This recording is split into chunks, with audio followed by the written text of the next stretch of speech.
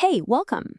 Today, we're going to talk about something you interact with literally every single day, something that's quietly shaping the way you see everything. We're talking about the photograph.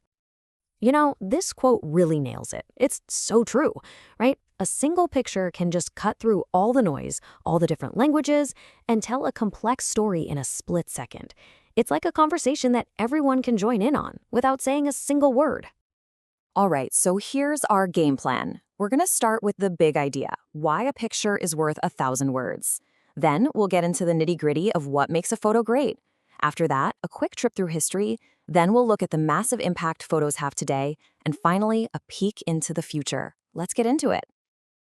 Okay, section 1. Before we get into all the technical stuff, let's just start with the basics, the why.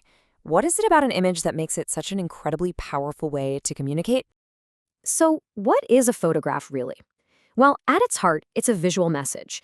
It's not just about pointing a camera and capturing light. It's about capturing a feeling, an idea, a whole vibe. Think about it. Every photo you snap on your phone, whether it's a silly selfie or a gorgeous sunset, you're sending a message. Maybe it's to your friends, maybe it's just to you a year from now. It's all communication. All right, so let's get practical. What actually makes a photo good? I mean, we all take tons of pictures, right? But what's the difference between a random snapshot and an image that really grabs you? Well, it turns out there are some essential ingredients.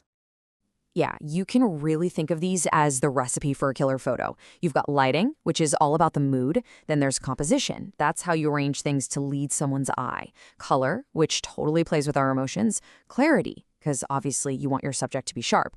And the angle, which can change everything.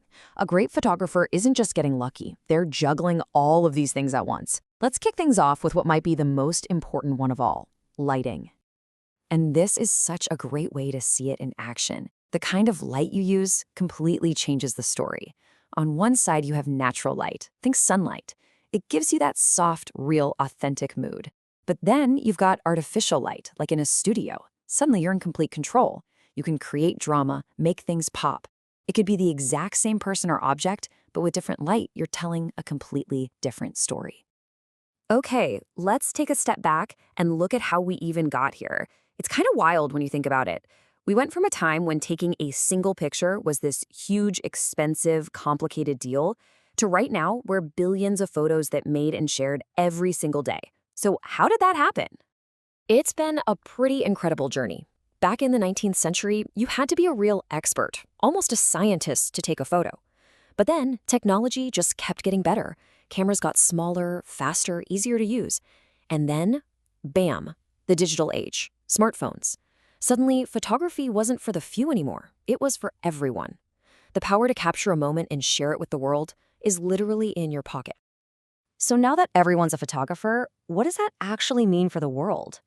Let's zoom back out and look at the huge impact these images have.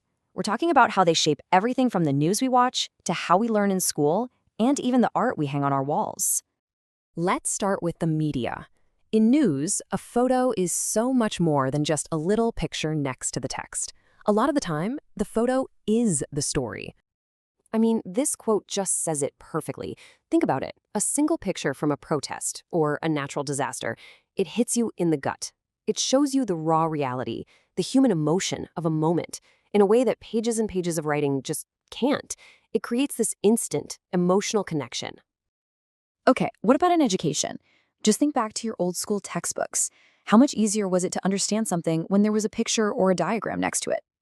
It's so true, right? Pictures are amazing learning tools. They take really complicated ideas and just simplify them. They help us understand things way faster. And let's be honest, they grab our attention way better than a giant wall of text. Whether it's a photo from a science experiment or an old black and white from a historical event, photos make things real. And of course, we have to talk about photography as art, because it's not just about capturing what's real.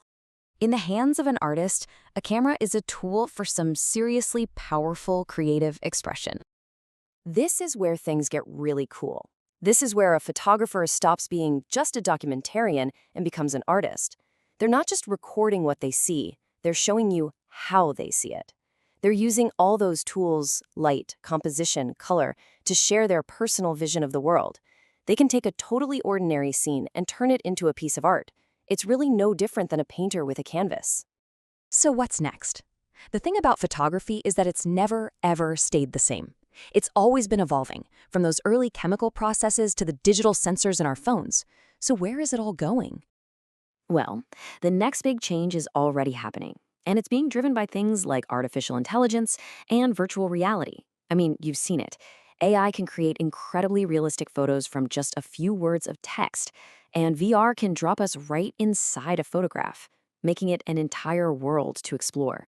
The very definition of what a photograph is getting blurry. Which brings us to a really big question, and a kind of mind-bending one. For more than 100 years, we thought of a photograph as proof that something really happened. But what happens when AI can just create a perfect, realistic image of something that never happened at all? What does that do to our idea of truth? How does that change art, or our memories, or the news? That's a huge thing for us all to think about as we move forward. Thanks for joining me on this one.